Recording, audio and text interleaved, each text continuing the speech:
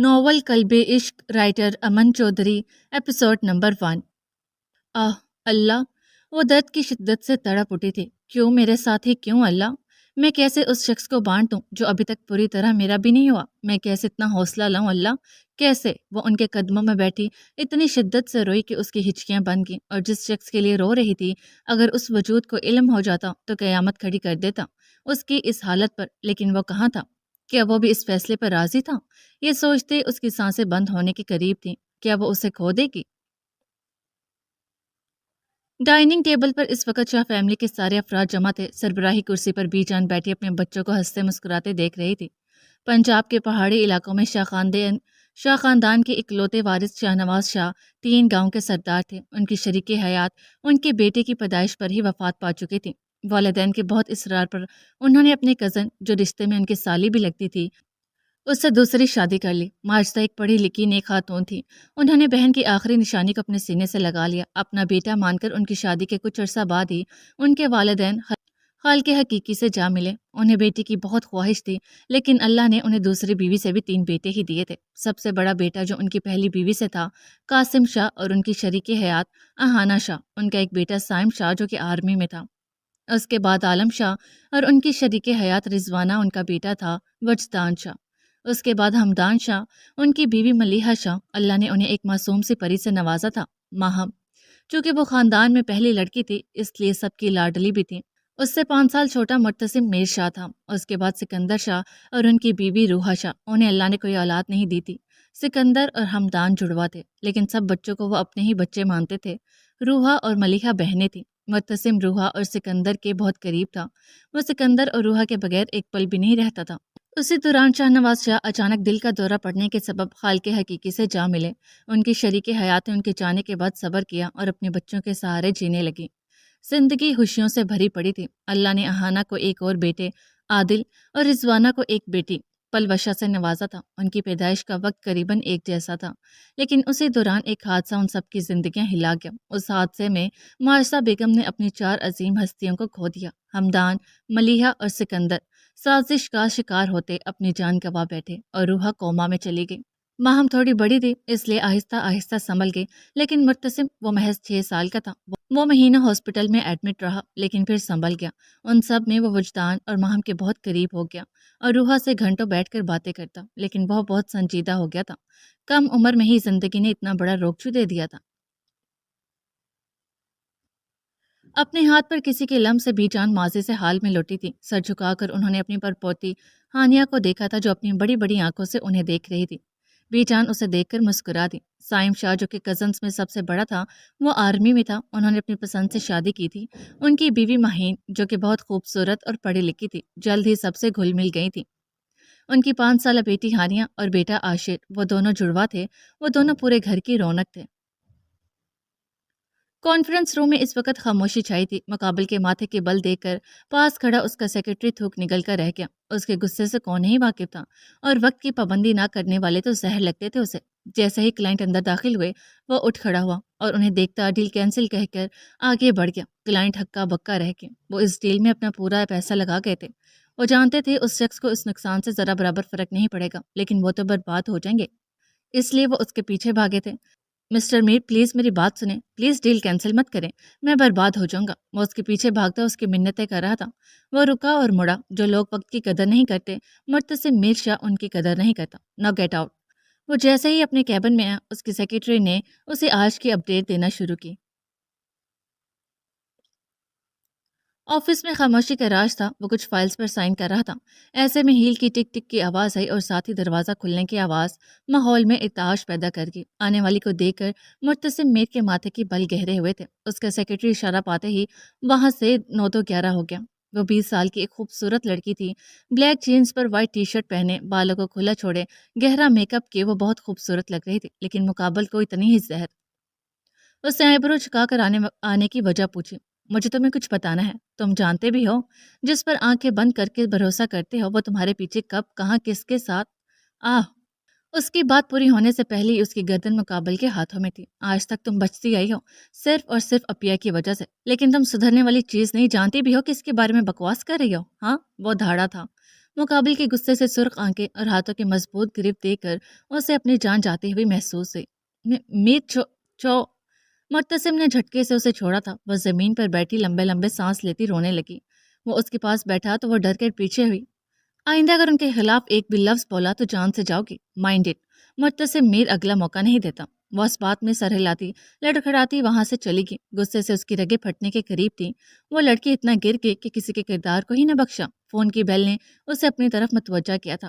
نام دیکھ کر اس کے لبوں پر جان لیوا مسکراہٹ آ گئی۔ فون سے آتی مقابل کی نرم آواز اس کا غصہ زائل کرتی روح میں سکون اتار گئی۔ شاہ کہاں ہیں آپ؟ ہمیں آج گاؤں جانا ہے، آپ کو یاد ہے نا؟ فون سے آتی مقابل کی آواز اس کے لبوں پہ مسکراہٹ بکھیر گئی۔ شاہ آپ؟ این گمبھیر آواز ہمیشہ کی طرح مقابل کی بولتی بند کر کے۔ جی؟ مقابل کی لڑکھڑاتی آواز پر وہ ہمیشہ کی طرح بس گہرا سانس بھر کے رہ گیا۔ ڈونٹ وری، مجھے یاد ہے، ہم شام میں نکلیں گے، اوکے؟ اوکے شاہ، میں تب تک اپنا کام ختم کر لوں گی، خیال رکھنا، اللہ حافظ۔ مقابل کی جلد بازی پہ وہ بس مسکرا کر رہ گیا۔ مرتسم لوگ کب تک نکلیں گے؟ میری بات ہوئی تھی شام تک کہہ رہے تھے جائیں گے، بی جان کے پوچھنے پر ماہم نے مسکراتے ہوئے بتایا تھا۔ اور تم؟ نہیں ماما، آج گھر پہ ہی رہوں گی۔ ماہم ایک ڈیزائنر تھی اور اس نے اپنی قابلیت سے اپنے کام کو کافی آگے تک پہنچا دیا تھا۔ یہ کسی میٹنگ ہال کا منظر تھا۔ وہاں 7 سے 8 لوگ جمع تھے جو شاید کسی کے انتظار میں تھے۔ تبھی وہ بھاگتی ہوئی اندر داخل ہوئی تھی۔ سب نے مڑ کر اسے دیکھا۔ بھاگنے کی وجہ سے دوپٹہ سر سے پھسل گیا تھا۔ چاکلیٹی براؤن بال ڈھیلی چوٹی میں بندے کمر سے نیچے تک جا رہے تھے۔ 2 آوارہ لٹیں چہرے کے اطراف میں جھول رہی تھی۔ گھنی پلکوں کی جھالر میں چھپی بھوری آنکھیں، تیکھی ناک، چمکتی لوں، گلابی ہونٹوں کے نیچے چمکتا سیاہ تل کسی کو بھی بہکا سکتا تھا۔ وہ یقیناً خوبصورتی کا شاہکار تھی۔ وہاں پر اس سے بھی خوبصورت لڑکیاں تھیں، لیکن اپنے چہرے کی معصومیت اور گالوں میں جھلکتا گلابی پن، وہ گلابی سی گڑیا ہی لگتی تھی، اور اس کی بھوری آنکھیں کسی کو بھی اپنے سحر میں جھکڑنے کا فن رکھتی تھی۔ سوری لیٹ ہوگی، خوبصورت سے نرم آواز نے خاموشی کا سکوت توڑا تھا۔ ناٹ فیئر ڈاکٹر اینا، جب ہماری بہت ہی لیٹ ہوگی تو ہم کیا کریں گے؟ کسی لڑکی نے شرارتی آواز میں کہا تو سبھی ہنس پڑے۔ یہ قریباً 10 لوگوں کا گروپ تھا، جن میں 4 لڑکیاں اور 6 لڑکے تھے۔ یہ سب بظاہر ڈاکٹر تھے۔ بے شک وہ ڈاکٹری کے پیشے سے واقف تھے، لیکن اصل میں ان میں کوئی کرائم وکیل تھا تو کوئی پرائیویٹ انویسٹیگیٹر۔ یہ لوگ ایک بہت بڑی گینگ کا پردہ فاش کرنے کے لیے جمع تھے، اس لیے اپنی پہچان چھپانی پڑی تاکہ دشمن کے بیچ رہ کر اندر سے ان کی جڑیں کھوکھلی کریں۔ اینا جو کہ بظاہر ایک سائیکائٹرسٹ تھی، اور باسط جو کہ ہارٹ سرجن جانے جاتے تھے، یہ دونوں اس ٹیم کے ہیڈ تھے۔ ڈاکٹر اینا سننے میں آیا ہے وہ پاک واپس آ رہا ہے۔ وہ نام سنتے ہی اینا کی آنکھوں میں جھلکا درد اور نفرت کسی کی بھی آنکھوں سے چھپ نہیں سکی۔ کیا کچھ نہ یاد آیا تھا اسے ایک نام سے؟ کتنی بری یادیں جڑی تھیں۔ آنے دو، آئے گا تو صحیح، لیکن واپس جانے کے قابل نہیں رہے گا۔ کہتے ہیں نا، جس کے گناہوں کا گڑھا بڑھ جائے تو اس کی پکڑ کا وقت قریب آ جاتا ہے۔ اس کا بھی آ چکا ہے۔ اس کے نفرت سے ڈوبی آواز میں ایک جوش ابھرا تھا۔ وہاں سب نے اس بات میں سر ہلایا تھا۔ یاسر، تم خبر رکھو گے کب کہاں کیسے وہ آتا ہے، اس کے ساتھ کون ہے، آخر کون ہے وہ جو اس کی اتنی مدد کر رہا ہے؟ ڈاکٹر باسط یاسر کو آرڈر دیتے وقت باقی کے پوائنٹ ڈسکس کرنے لگے۔ یہ لوگ ایک ایسی گینگ کے پیچھے تھے جو ان لوگوں کو پکڑنا آسان نہیں تھا، اس لیے یہ لوگ اس گینگ کے چھوٹے سربراہ کو راستے سے ہٹاتے ماسٹر مائنڈ تک پہنچنے کی کوشش میں تھے، ایک پختہ عزم کے ساتھ۔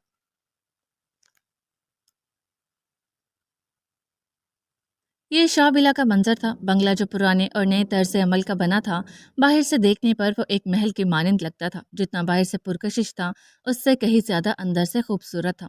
شاہ نواز شاہ کا خاندان اپنے آبائی گاؤں کو چھوڑ کر یہاں رہائش پذیر تھا، لیکن انہوں نے اپنے بزرگوں کی امانت کو ایسے ہی نہیں چھوڑ دیا تھا۔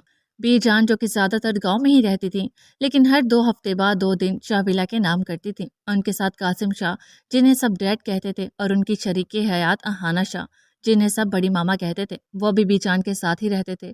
بی جان کو سب نے کافی فورس کیا، لیکن وہ کسی صورت شہر جانے کو راضی نہیں تھی۔ جبکہ وجدان اور مرتسم کا بزنس، ماہم کا بوتیک، پلوشہ اور عادل کی پڑھائی سب شہر میں تھا، اس لیے وہ لوگ اپنی زندگی کے اس تلخ حادثے کے بعد شہر شفٹ ہو چکے تھے، لیکن گاؤں کا چکر بھی لگتا رہتا تھا۔ شاہ نواز شاہ کے بعد ان کے بڑے بیٹے قاسم شاہ گاؤں کے سردار بنے تھے، لیکن مرتسم کے سب سنبھالتے ہی وہ یہ ذمہ داری اسے سونپ چکے تھے، جس پر کسی کو اعتراض نہ تھا۔ بی جان نے اپنے بچوں کو ہمیشہ جوڑ کر رکھا اور انہیں ایک دوسرے سے پیار کرنا، سب کی عزت کرنا ہی سکھایا تھا۔ روحا کا علاج بھی جاری تھا لیکن اس کی حالت میں کچھ سدھار نہیں آیا تھا۔ مرتسم پورے گاؤں کے لیے دل عزیز تھا اور آج وہ اپنے گاؤں کے ساتھ ساتھ آس پاس کے 4 گاؤں کا بھی سردار تھا۔ مرتسم زیادہ تو شہر ہی رہتا لیکن وہ گاؤں کی ذمہ داری پر بھی پوری توجہ دیتا تھا اور ہفتے میں 2 دن لازمی آتا۔ گاؤں کے چھوٹے مسائل کے لیے تو قاسم شاہ ہوتے، باقی جو بھی مسائل ہوتے وہ 2 دنوں کے لیے جب بھی گاؤں آتا سب کے مسائل سنتا اور پورے طریقے سے حل نکالنے کی کوشش کرتا۔ سورج ڈل چکا تھا۔ شاہ ولا میں سب لوگ اس کا انتظار کر رہے تھے کہ اسے اور مرتسم کو آج گاؤں کے لیے نکلنا تھا۔ بھائی کہاں ہیں وشا؟ ماہی اپیا وہ آ گئے۔ وشا نے اس کا رخ موڑتے مرتسم کی جانب کیا تھا۔ ماہی نے یکدم ٹھہر کر اسے دیکھا۔ 6 فٹ سے نکلتا قد، سرخ و سفید رنگت، کشادہ پیشانی پر بکھرے سیاہ بال، سیاہ سرمئی آنکھیں جو سیاہ کانچ کی سی لگتی تھیں، ان میں ہمہ وقت ایک سرد پن چھلکتا تھا۔ مغرور کھڑی ناک گھنی مونچھوں تلے انابی لب جو سختی سے آپس میں پیوست تھے، سفید کرتا پہنے، بازو کوہنیوں تک فولڈ کیے ہوئے تھے۔ وہ ساحر کی کسی بات پر سختی سے نفی کر رہا تھا اور شہزادوں سا حسن رکھنے والا وجاہت سے بھرپور بلا شبہ وجیح مرد تھا۔ ماہی نے بے ساختہ ہی ماشاءاللہ کہتے دل میں اس کی نظر اتاری تھی۔ السلام علیکم۔ اس کی آواز سن کے سب نے شکر کا سانس لیا تھا۔ آنی آ گئی، تبھی ہانی بھاگتی ہوئی اب اس کی طرف گئی تھی۔ سٹاپ، آنی ابھی ہاسپٹل سے آئی ہے نا، تو پہلے آنی شاور لیں گے پھر آپ کو پیار کریں گے۔ اوکے آنی، اتنی دیر لگا دیا آپ نے بیٹا؟ ماما آج تھوڑا زیادہ رش تھا ہاسپٹل میں، اس لیے دیر ہوگی، میں بس 10 منٹ میں فریش ہو کے آئی۔ وہ شاور لے کر آئی تو مرتسم کو اپنے کمرے میں دیکھ کر حیران ہوئی، پھر مسکرا کر بولی، شاہ آپ یہاں؟ وہ چلتا ہوا اس کے روبرو آیا اور بازو سے پکڑ کر اس کا رخ اپنی طرف کیا۔ آپ روئی ہیں آج پھر؟ وہ اس کے درست اندازے پہ حیران ہوئی، پھر سنبھل کر بولی، نہیں تو شاہ آپ سے کس نے کہا، اور میں بھلا کیوں رہوں گی؟ کس کو دھوکہ دینا چاہ رہی ہیں؟ خود کو، وہ ان کے جواب میں بولی اور مرتسم بس اسے دیکھتا رہ گیا۔ بہت کوشش کے بعد بھی وہ اپنی آنکھوں میں آئی نمی چھپا نہ سکے۔ شاہ وہ پاکستان لوٹ رہا ہے، اور اس کے ساتھ وہ سب یادیں بھی بات کرتے ہوئے اس کی آواز پھرا گئی۔ اینا، میں نے آپ کو اتنا مضبوط اسی دن کے لیے تو بنایا، اتنے انتظار کے بعد تو یہ دن آیا ہے، تو پھر یہ نمی کیسی؟ نہیں شاہ، میں کمزور نہیں ہوں گی، آپ دیکھیے گا میں اس سے اپنے ہر ایک آنسو، ہر ایک رشتے کا بدلہ لوں گی، انشاءاللہ ایسا ہی ہوگا۔ اب جلدی سے آ جائیں، باہر سب آپ کا ویٹ کر رہے ہیں، پھر ہمیں نکلنا بھی ہے، آپ چلیں میں بس آ رہی ہوں۔ کھانے کی ٹیبل پر بیٹھے سب اس کی خاموشی کو نوٹ کر رہے تھے لیکن کوئی بھی کچھ کہہ نہیں پا رہا تھا۔ بابا جان اسے دیکھ کر سوچ رہے تھے کہ اتنا وقت گزرنے کے بعد بھی وہ اس حادثے سے ابھی تک پوری طرح ابھر نہیں پائی۔ وہ ان کے دوست کی اکلوتی بیٹی تھی لیکن ان سب کو وہ بہت عزیز تھی۔ انہیں ابھی بھی یاد تھا جب وہ حسن صاحب سے ملنے جاتے تھے، اینا کو انہوں نے ہمیشہ ہنستے کھیلتے شرارتیں کرتے ہی دیکھا تھا۔ وہ بہت ہنسمکھ سی، زندگی کی تلخیوں سے انجان، بس اپنی ہی مستی میں مگن رہتی تھی۔ حسن صاحب نے اسے ہمیشہ زمانے کی سرد و گرم ہوا سے بچا کر رکھا تھا۔ وہ خاندان بھر کی لاڈلی تھی لیکن اب تو اس کے چہرے کی رونق، آنکھوں کی چمک مان پڑ گئی تھی۔ اس کی شرارتیں، مسکراہٹیں کہیں کھو گئی تھیں۔ اس کی ہنسی اب پہلے جیسی تو نہیں رہی تھی۔ وہ ان سب کی خاطر ہنستی مسکراتی تو تھی، شرارتیں بھی کرتی تھی، لیکن وہ چنچل سی اینا تو اب کہیں گم ہو گئی تھی۔ کبھی کبھار تو وہ بالکل گمسم خاموش سی ہو جاتی تھی۔ کاش اس کی زندگی میں وہ ایک حادثہ نہ ہوا تھا۔ زندگی کے اس ایک حادثے نے ان کی بچی کو توڑ کر رکھ دیا تھا۔ بی جان، آپ کو ہی نہیں لگتا اب گھر میں کوئی فنکشن ہونا چاہیے؟ کب سے گھر میں کوئی رونق نہیں لگی۔ وشا بالکل ٹھیک کہہ رہی ہے، کیوں ہے نا؟ وہ اسے چپ دیکھ کر بولنے کی خاطر بلا وجہ ہی بات کرنے لگے۔ وہ بھی بات سمجھ گئی تھی اس لیے مسکرا کر بولی، ہاں کیوں نہیں؟ ارے بچوں کھل کر کہو کیا کہنا چاہتے ہو؟ بی جان، یہ سب چاہتے ہیں کہ اپیا اور وجی بھائی کی اینیورسری پارٹی رکھی جائے۔ اینا کے آنے کے 4 ماہ بعد ان کی شادی ہوئی تھی۔ ان کی شادی کو 1.5 سال ہونے والا تھا۔ ہانم ان کی بیٹی جو ابھی 3 ماہ کی تھی، اینا اور مرتسم کی جان تھی ہانم میں۔ اینیورسری کیسے ہو سکتی ہے؟ ابھی کچھ ماہ پہلے ہی تو ان کی پہلی اینیورسری تھی۔ میں بتاتی ہوں کیسے۔ بی جان کی بات سنتی وشا جلدی سے بولی تھی، بی جان ان کی شادی کو 1 سال 6 ماہ ہونے والے ہیں۔ 1 سال میں 12 مہینے ہوتے ہیں، 6 ماہ مطلب آدھا سال، تو ہوئی نا ہاف سیکنڈ اینیورسری۔ جو مرضی کرو، مجھے تو تم لوگوں کی سمجھ نہیں آتی۔ میری طرف سے اجازت ہے، لیکن ان سب چکروں میں مجھے مت گھسیٹو۔ بی جان نے ایسے انداز میں کہا کہ سب کی ہنسی چھوٹ گئی۔ تو بس ڈن ہو گیا، جیسے ہی اینا اور بھائی گاؤں سے واپس آئیں گے ہم پارٹی کریں گے، تب تک ہم تیاری کرتے ہیں۔ بابا اب ہمیں نکلنا چاہیے، مرتسم نے شام کے سائے گہرے ہوتے دیکھتے کہا تھا۔ بی جان دعا کیجیے گا، چلتے ہیں۔ بی جان کا ماتھا چومتے وہ دونوں وہاں سے نکلے تھے۔ انہیں وہاں پہنچتے 2 گھنٹے لگ گئے تھے۔ سردیوں کی آمد تھی اور یہ پہاڑی علاقے تو ویسے بھی زیادہ تر ٹھنڈے ہی رہتے تھے۔ اور سردیوں میں تو کچھ زیادہ ہی گہرے اور ٹھنڈے ہو جاتے ہیں۔ وہ لوگ حویلی پہنچے تو رحمت خالہ ابھی تک ان کے انتظار میں جاگ رہی تھی۔ رحمت خالہ ان کے پرانے ملازمین میں سے تھی، بڑھتی عمر کے ساتھ وہ ان سب کے لیے عزیز ہو گئی تھی۔ وہ اب بس ملازمین پر نظر رکھ کر اپنی نگرانی میں کام کرواتی تھی۔ آپ ابھی تک کیوں جاگ رہی ہیں خالہ؟ وہ ان سے لگی فکر مندی سے پوچھنے لگی۔ بس آپ لوگوں کا انتظار تھا۔ آپ منہ ہاتھ دھو لیں، میں کھانا لگواتی ہوں۔ اور چھوٹے سے ہی کہاں رہ گئے؟ نہیں خالہ، کھانا تو ہم کھا کر نکلے تھے، اب بس سونا ہے۔ اور شاہ باہر سے ہی ڈیرے پر چلے گئے، آپ بھی جائیں آرام کریں۔ اب وہ عشاء پڑ چکی تھی، لیکن مرتسم کا ابھی تک کوئی اتا پتہ نہیں تھا۔ تھک کر وہ ساحر کو فون کرنے لگی۔ ساحر مرتسم کا سایہ تھا۔ مرتسم جہاں ہوتا ساحر وہاں لازمی ہوتا، لیکن جب اینا کو ضرورت ہوتی تو وہ اینا کی باڈی گارڈ کے طور پر پایا جاتا۔ ساحر کہاں ہو تم؟ اور شاہ تمہارے ساتھ ہیں؟ ان کا فون کیوں بند آ رہا ہے؟ میں کب سے ٹرائی کر رہی ہوں، سب ٹھیک ہے نا؟ ساحر کے فون اٹھاتے ہی وہ ایک ہی سانس میں سوال کرنے لگی۔ سلام بی بی، سائیں میرے ساتھ ہی ہیں، آپ فکر مت کریں، سب ٹھیک ہے۔ ہم لوگ ہاسپٹل میں ہیں، کچھ ایمرجنسی ہو گئی تھی۔ واپس کب تک آؤ گے آپ لوگ؟ موسم بھی کافی خراب ہو چکا ہے، بی بی جی جیسے ہی کام ختم ہوگا ہم لوگ یہاں سے نکلیں گے۔ ٹھیک ہے ساحر، خیال رکھنا۔ ساحر سے بات کر کے اس کی فکر تھوڑی کم ہوئی تو وہ مرتسم کے بارے میں سوچنے لگی۔ مرتسم نے اپنی ذمہ داری کو اتنے اچھے سے سنبھالا تھا، تبھی تو نہ صرف ان کے گاؤں والے بلکہ آس پاس کے 3 گاؤں جو مرتسم کے حوالے تھے وہ بھی اپنے سردار سے مطمئن تھے۔ میر نے گاؤں میں ہر طرح کی سہولیات میسر کر رکھی تھی اور اب تو 2 بڑے ہاسپٹل بھی بنوا دیے تھے، وہاں ہر قسم کی سہولت میسر تھی۔ نہ صرف ہاسپٹل بلکہ اب تو کالج کی سہولت بھی تھی۔ اسے سوچتے ہوئے نہ جانے کتنا وقت گزر گیا۔ ہوش تو تب آیا جب پانی کے قطرے خود پر گرتے محسوس ہوئے۔ سر اٹھا کر دیکھا تو بارش شروع ہو چکی تھی۔ اسے دھیان ہی نہیں رہا وہ چھت پر کھڑی ہے۔ وہ جب سے آیا تھا ہاسپٹل میں ہی تھا۔ دوسرے گاؤں کے کچھ لوگوں نے زمینوں کو لے کر ان کے لوگوں پر حملہ کیا تھا، جن سے ان کا کافی نقصان ہوا تھا۔ غصے کی شدت سے اس کا سر پھٹنے کے قریب تھا۔ اس کا دل کہہ رہا تھا ان لوگوں کی جان لے لے جس نے اس کے لوگوں کا یہ حال کیا تھا، لیکن وہ چپ تھا تو صحیح وقت کے انتظار میں۔ ابھی اس کا کام ختم ہوا ہی تھا کہ بارش شروع ہو گئی۔ بارش اور اس موسم سے سب سے پہلا خیال اسے اینا کا ہی آیا تھا۔ وہ جانتا تھا کہ اینا بارش کی دیوانی ہے، لیکن یہ بارش سردی کی آمد تھی اور یہاں موسم تو ویسے بھی ٹھنڈا تھا، اس لیے اسے فکر تھی وہ بارش میں بھیگ کر بیمار نہ پڑ جائے۔ لیکن جتنی وہ بارش کی دیوانی تھی، بادل کی گرج اور چمک سے اتنا ہی ڈرتی تھی۔ پھر بھی اسے 100% یقین تھا وہ سب کچھ بھلائے بارش میں کھوئی ہوگی۔ حویلی پہنچ کر گاڑی کے ساتھ اس کی سوچوں کو بھی بریک لگی تھی۔ حویلی میں اس وقت خاموشی کا راج تھا۔ ملازمین اپنے کوارٹرز میں تھے، باہر لان میں تو وہ جا نہیں سکتی۔ کچھ سوچ کر اس نے اپنے قدم چھت کی جانب بڑھائے تھے اور اس کی توقع کے عین مطابق وہ چھت پہ ہی تھی۔ ارد گرد کا ہوش بھلائے وہ بازو کھولے بارش کے ایک ایک قطرے کو خود پر گرتے محسوس کر رہی تھی۔ ہوش تو تب آیا جب خود کو کسی کی گہری نظروں کے حصار میں محسوس کیا۔ جھٹکے سے سیدھی ہوتی اپنے بھیگے سراپے کو دیکھتی خواہ ہی شرمندہ ہوگی۔ وہ آہستہ سے چلتا اس کے سامنے آیا۔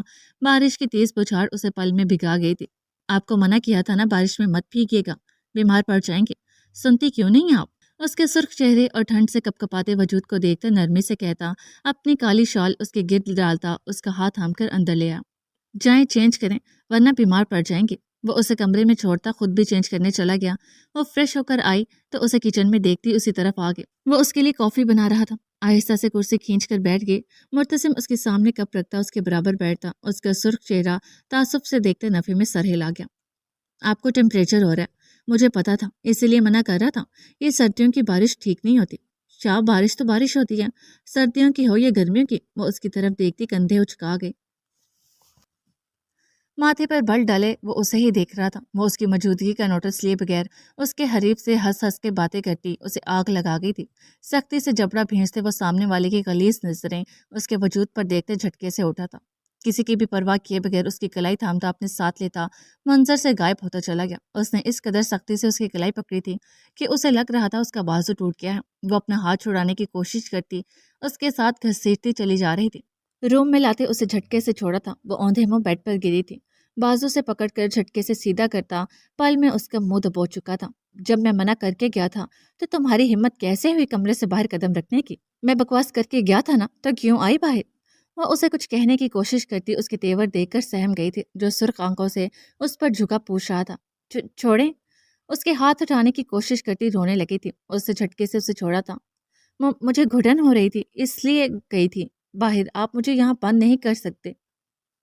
وہ اس کے ڈر سے کانپ رہی تھی، پھر بھی ہمت کرتی بولنے لگی۔ بہت گھٹن ہوتی ہے نا، یہاں قید لگتا ہے نا تمہیں، یہ کمرہ تو آج ساری رات تم اسی کمرے میں اکیلی بند رہو گی۔ تبھی سبق سیکھو گی۔ اس کی بات سنتے لڑکی کا چہرہ پھک ہوا تھا۔ نہیں آپ ایسا نہیں۔ لیکن وہ اس کی بات سننے سے پہلے ہی دروازہ لاک کرتا چلا گیا۔ غازی میری بات سنیں، دروازہ کھولیں، کوئی ہے پلیز، باہر نکالو مجھے۔ اس کا اس کے ساتھ ایسا سلوک کرنے کا کوئی ارادہ تو نہیں تھا، لیکن اس کی ضد بڑھتی جا رہی تھی، اس لیے سبق سکھانا ضروری تھا۔ پچھلے ایک ہفتے سے وہ لڑکی اس کے نکاح میں تھی، وہ اس کی ہر الٹی سیدھی حرکت برداشت کر رہا تھا، لیکن آج اس کا ضبط اس لڑکے کی گلیز نظریں دیکھ کر ختم ہوتا چلا گیا۔ وہ کچھ دیر تک چلاتی رہی، لیکن تھک ہار کر چپ ہو گئی۔ ابھی بمشکل 1 گھنٹہ ہی گزرا تھا کہ لائٹ چلی گئی، اس کے ساتھ ہی اسے ایک نسوانی چیخ سنائی دی تھی۔ شٹ! وہ اچھے سے جانتا تھا وہ اندھیرے سے کتنا ڈرتی ہے، اسے اندھیرے سے ایک قسم کا فوبیا تھا۔ وہ جلدی سے اس کے کمرے کی طرف بھاگا تھا۔ دروازہ کھولتا وہ جیسے ہی اندر داخل ہوا، اسے نسوانی سسکیاں سنائی دی۔ روز، روز!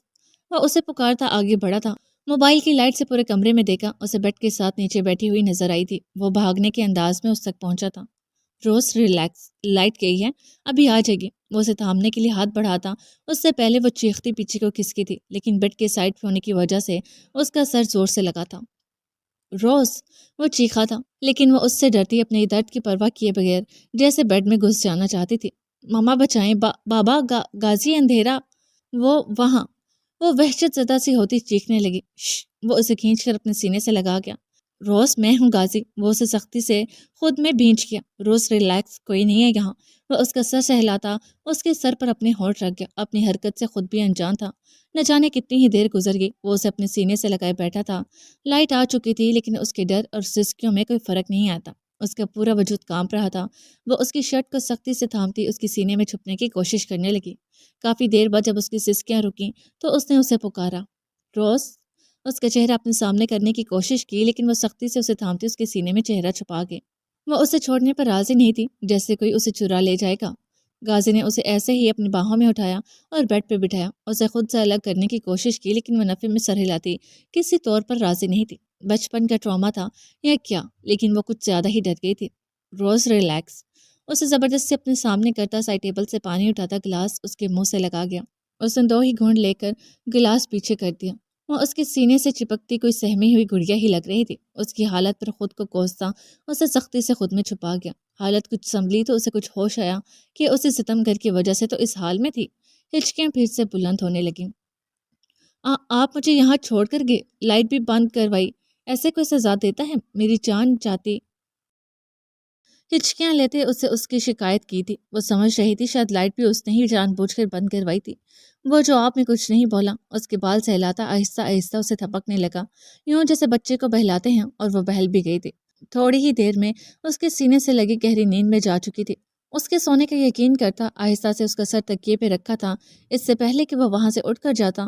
ہلکی سی آنکھیں وا کیے اس کی شرٹ کو مٹھیوں میں دبوچتی سہمی ہوئی نظروں سے اسے دیکھنے لگی۔ وہ گہری سانس لیتا اس کے پاس ہی نیم دراز ہوا تھا۔ ریلیکس، میں یہیں ہوں۔ اس کے بالوں میں انگلیاں چلاتا اسے پرسکون کرنے لگا۔ تھوڑی ہی دیر میں وہ پرسکون سی نیند کی وادیوں میں چلی گئی۔ اس کی بھاری سانسوں کی آواز پر اس کے چہرے کی طرف دیکھا تھا۔ بھیگی ہوئی پلکیں رونے کی وجہ سے سرخ ہوتی ناک، اس سے ہوتی اس کی نظر اس کے گال پر گئی تھی، وہاں پر ہلکی انگلیوں کے نشان تھے۔ اسے خود پر غصہ آیا تھا کہ کتنی زور سے پکڑا تھا کہ نشان پڑ گئے تھے۔ اس سے دائیں گال کو آہستہ سے اپنے ہاتھ کی پوچھ سے سہلایا تھا، پھر وہی عمل دوسری گال پر بھی کیا۔ وہ ہلکا سا کسمسائی تھی، شاید نیند میں بھی تکلیف کا احساس ہوا تھا۔ اس کی نیند کا خیال کرتے وہ وہاں سے اٹھ گیا، کھڑکی کے پاس جاتے سگریٹ سلگائی تھی۔ وہ قانون کے لیے ایک شفاق مجرم تھا، جبکہ مجرموں کے لیے چلتی پھرتی موت تھا۔ کوئی بھی کبھی بھی سمجھ نہیں پایا کہ وہ ہے کیا، محافظ یا مجرم۔ وہ اس دنیا کے لیے ایک چھپی ہوئی شخصیت تھا جو مجرموں کی دنیا میں رہ کر انہی کا صفایا کر رہا تھا۔ لوگ اسے شہنشاہ غازی کے نام سے جانتے تھے، لیکن دیکھا آج تک کچھ لوگوں نے ہی تھا۔ وہ ایک ذہین، قابل، ڈبل مائنڈڈ اور پکا کھلاڑی تھا، یہاں تک کہ آرمی والے بھی کئی بار اس کی مدد لے چکے تھے۔ اس کے دشمنوں نے بارہا اس کی فیملی کے بارے میں پتہ کرنا چاہا، لیکن اس کے نہ آگے کوئی تھا نہ پیچھے۔ لیکن ایک شخصیت، میجر سفیان عالم، وہ ان کی بات نہیں ٹالتا تھا۔ انہی کی بدولت یہ نازک وجود بھی اس کی زندگی میں آیا تھا۔ وہ صنف نازک سے کوسوں دور ہی رہتا تھا۔ اس کی گہری سیاہ آنکھیں ہی اگلے بندے کی بولتی بند کروا دیتی تھیں، اور لڑکیوں کو وہ ویسے ہی اپنے آس پاس پھٹکنے نہیں دیتا تھا۔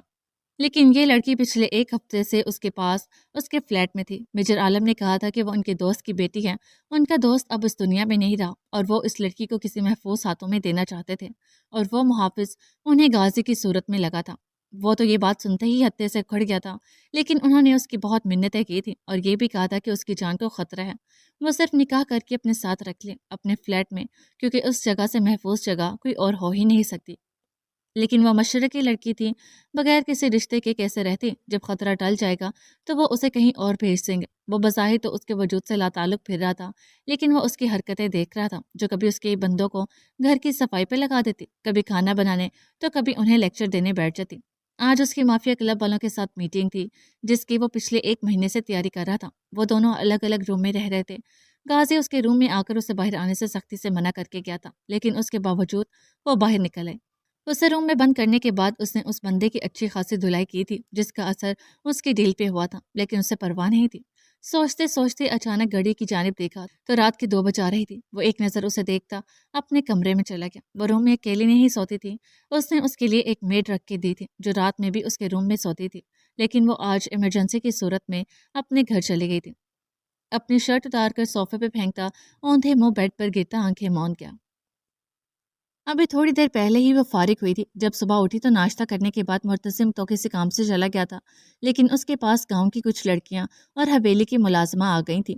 ان سب کی عمر اس سے یا تو چھوٹی تھی یا کچھ اس کے برابر۔ زیادہ تر لڑکیاں حویلی میں ہی رہتی تھیں۔ ان کے والدین حویلی کے ملازموں میں سے تھے، لیکن یہ لڑکیاں پڑھتی تھیں، ان کا سارا خرچہ حویلی والے ہی اٹھاتے تھے۔ کہنے کو تو وہ خادماؤں کی بیٹیاں تھیں، لیکن اینا کی بہت اچھی دوستیں تھیں۔ وہ جب بھی یہاں آتی ان کے ساتھ کافی انجوائے کرتی تھی۔ اچھا میری ماں معاف کر دے، آئندہ تجھ سے اجازت لے کر آؤں گی۔ وہ فون پر آیت کو منانے کی کوشش کر رہی تھی، کیونکہ وہ اسے بتائے بغیر ہی حویلی آ گئی تھی، جبکہ وہ اسے بارہا بول چکی تھی کہ اس بار وہ اور ارسل بھی ان دونوں کے ساتھ آئیں گے، لیکن وہ جلدی میں اسے بتانا بھول گئی تھی۔ آیت اس کی بہت اچھی دوست تھی۔ آیت کے آقا جان بھی جان کے دور کے رشتے دار تھے، اس لیے وہ شاہ ولا کے ہر فرد کے لیے عزیز تھی۔ اور ارسل جو کہ میر کا بچپن کا دوست کم بھائی زیادہ تھا، اس کے ڈیڈ اور میر کے بابا فیملی فرینڈز سے، اور اب تک یہ دوستی میر اور ارسل کی دوستی سے اور گہری ہو گئی تھی۔ ارسل ایک طرح سے شاہ ولا کے افراد میں ہی شامل ہوتا تھا، اس لیے آیت اس حویلی سے بھی سب سے قریب ہو گئی تھی۔ ارسل نہ صرف اینا کے لیے بھائی بلکہ بہترین دوست، یا پھر کرائم پارٹنر کہے تو وہ بھی درست ہے۔ اسی کی بدولت اینا اور آیت کی دوستی ہوئی تھی۔ اچھا ٹھیک ہے، میں ارسل سے کہتی ہوں وہ تجھے لے آئے گا آج ہی۔ سچی؟ آیت خوشی سے چہکی تھی۔ مچی ٹھیک ہے، اگر ارسل مجھے لے آئے تو پھر ناراضگی ختم۔ یعنی راضی ہونے کے لیے سودا کرنا پڑے گا۔ ٹھیک ہے، منظور ہے۔ وہ پہلے ہی ارسل سے بات کر چکی تھی اور ارسل نے وعدہ کیا تھا کہ شام سے پہلے وہ اور آیت وہاں ہوں گے، اس لیے مطمئن تھی۔ اوکے ڈن ہو گیا۔ ہنستے ہوئے ابھی اس نے کال بند کی تھی کہ کنیز جو رحمت خالہ کی بڑی بیٹی اور اینا کی اچھی دوست بھی تھی، بھاگتی ہوئی آئی تھی۔ بی بی غضب ہو گیا بی بی۔ کنیز کیا ہوا؟ ایسے کیوں بھاگی آ رہی ہو؟ اس کی سانس پوری طرح سے پھولی ہوئی تھی۔ پانی لاؤ، اینا چیخی تھی۔ اب بتاؤ کیا ہوا؟ بی بی وہ شاہویز سائیں ایک لڑکی کو خون بہا میں دے رہے ہیں۔ شاہویز دوسرے گاؤں کے سرپنچ کا بیٹا تھا۔ مرتسم نے دوسرے 2 گاؤں جو اس کی سرپرستی میں تھے اس کے لیے سرپنچ تعین کیے تھے، تاکہ اس کی غیر موجودگی میں مسئلے سلجھا سکیں یا پھر فیصلہ لینے میں اس کی مدد کر سکے۔ تم لوگ چلو میرے ساتھ، میں دیکھتی ہوں کیسے کرتا ہے وہ یہ سب۔ لیکن بی بی وہ لوگ آپ کو نقصان پہنچا سکتے ہیں۔ کچھ نہیں ہوگا، چلو تم لوگ۔ وہ لوگ جب دوسرے گاؤں پہنچے تھے تو سیدھا شاہویز حویلی آئے تھے کہ سب لوگ وہیں پہ فیصلے کے انتظار میں تھے۔ اس کے پہنچتے ہی ایک شور سا اٹھ گیا تھا کہ بڑی حویلی سے بی بی آئی ہیں۔ ہلکے نیلے رنگ کا ٹخنوں تک آتا فراک پہنے، سر پر اچھے سے دوپٹہ لیے، کندھوں کے گرد چادر پھیلائی ہوئی تھی۔ اس کے آتے ہی لڑکی کی ماں بھاگتی ہوئی اس کے قدموں میں بیٹھی تھی۔ بی بی خدا را میری بچی کو بچا لیں بی بی، آپ بچا سکتی ہیں بی بی، میری بچی معصوم ہے۔ وہ تو بوکھلا ہی گئی تھی۔ کیا کر رہی ہیں آپ؟ اٹھے میرے ساتھ ہیں، آپ کی بیٹی کو کچھ نہیں ہوگا، بے فکر رہیں۔ شاہویز شاہ بھی اس کی آمد سے باخبر ہو چکا تھا۔ تبھی فیصلے کے سب لوگ جمع ہو چکے تھے۔ آس پاس گاؤں کے سردار اور بزرگ جمع تھے۔ پردے کی دوسری طرف عورتیں برجمان تھیں۔ تبھی وہاں شاہویز کی آواز گونجی تھی۔ لڑکے نے جھگڑے کے دوران مخالف کا قتل کیا ہے اور اب فرار ہے، اس لیے اس کے بدلے میں اس لڑکی کی بہن اور صدیق کی بیٹی کو بری کیا جاتا ہے۔ کسی کو اس فیصلے پہ کوئی اعتراض؟ سب لوگ خاموش تھے۔ تبھی وہاں نسوانی آواز گونجی تھی، مجھے ہے اعتراض۔ جاری ہے۔